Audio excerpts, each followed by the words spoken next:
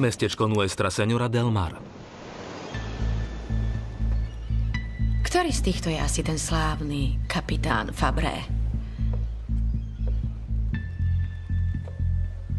Kapitán Fabre som ja.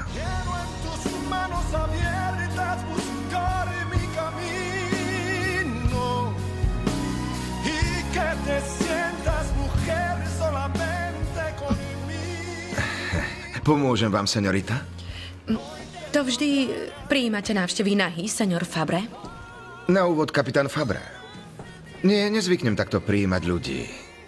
To vy ste prišli do mojej kajuty bez pozvania. Boli by ste takí láskaví a niečo si obliekli? V poriadku. Ak budete taká láskavá a podáte mi nohavice.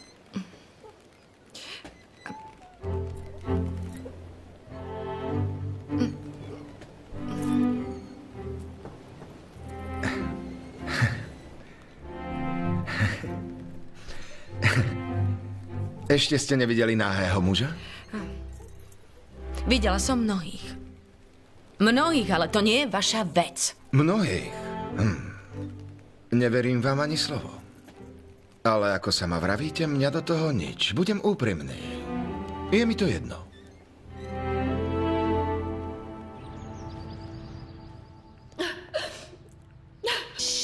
Buď ticho. Pozrite, señorita, ak ste ma chceli vidieť, ľudia v meste vedia, kde ma nájsť. Nemuseli ste chodiť do mojej kajuty a snoriť mi vo veci. Nesnorila som vám vo veciach. Vážne? Prechádzali ste sa po kajute, ako keby bola vaša. Pozreli ste si moje fotky, dokonca ste ma videli nahého. Zdá sa vám to málo? Dovolte mi vysvetliť vám, prečo som nastúpila na našu loďku. Našu loďku? To je naša loďka? Áno. Počujte, señorita, pijete už od skorého rána? Nie, nepijem od rána. Navrhujem vám, aby ste to nerobili inak. Budete tárať takéto hlúposti. Vaša loď je v službách mojej spoločnosti. Prosím. Čo máte spoločné s Neptúnom? To je jediná firma, pre ktorú pracujem. Presne tak to je. Som nová spoločníčka baliarne a okrem toho aj manažérka.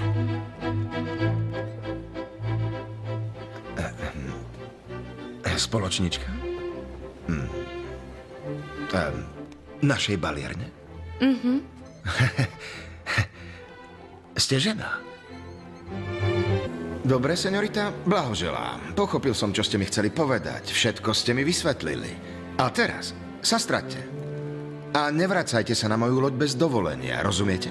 Nech je vám jasné, že odteraz som ja tá, ktorá vás platí. Takže nebudete hrubý, señor Fabre. Kapitán Fabre.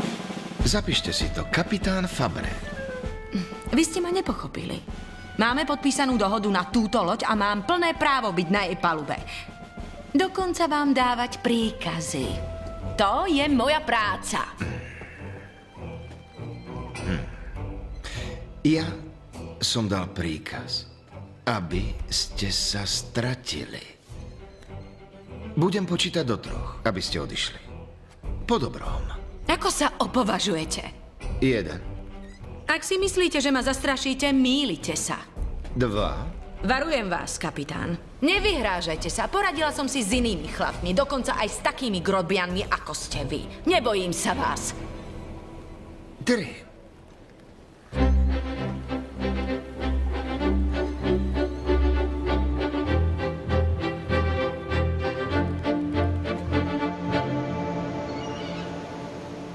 Trvať a Marina si všetkých rýchlo získa, lebo bude postupovať priamo, tak ako to má rada. Pustite ma! Pustite ma! Okamžite ma pustite! Počujete mi húvať? Nie!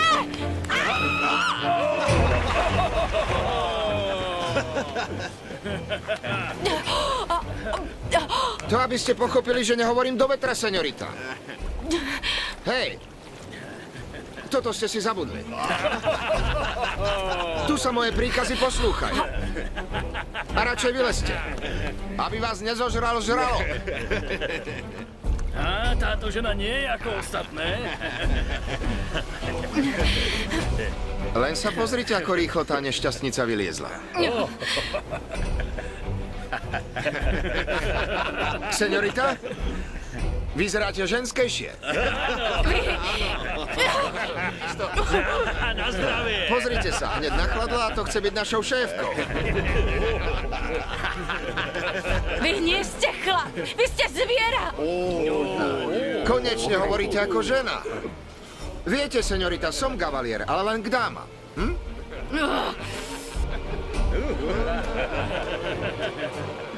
Dnes má veľmi zlý deň.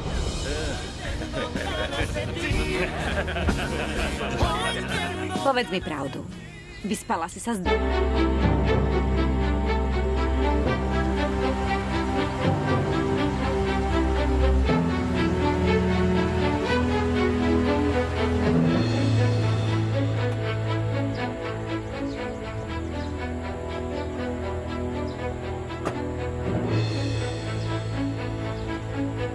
Ako môže byť taká pekná a taká nesympatická zároveň? Čo tu chce ten idiot? Celé mesto bude na ňu ukazovať. Čo tu robíte? Ste platení za prácu. Áno, svoju prácu som si urobil.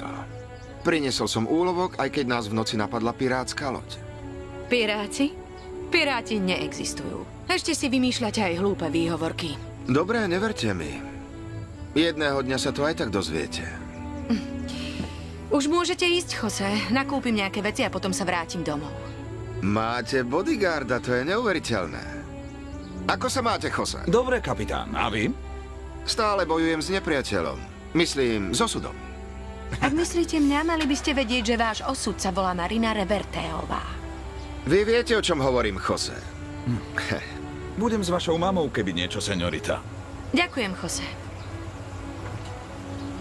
Hľadal som vás v baliarni, takže ak sa mi ospravedlníte, mohli by sme sa konečne porozprávať. To vážne? Ospravedlniť sa vám uprostred tohto námestia? Vy ste blázon. Dajte láskavo vedieť svojej posádke, že zajtra ráno budeme mať schôdzu v baliarni so všetkými zamestnancami. Porozprávame sa a všetko dáme na miesto. Verte mi. Ste veľmi nevychovaná. Nenaučili vás ospravedlniť sa? Ja sa mám ospravedlniť vám?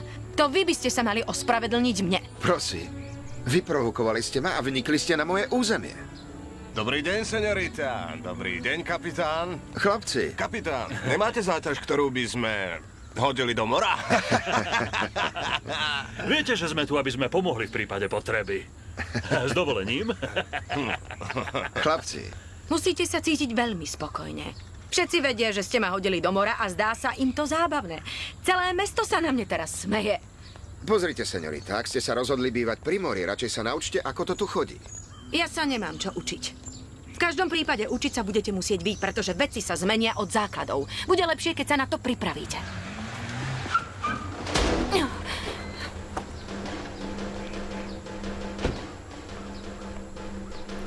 Ste v poriadku, señorita?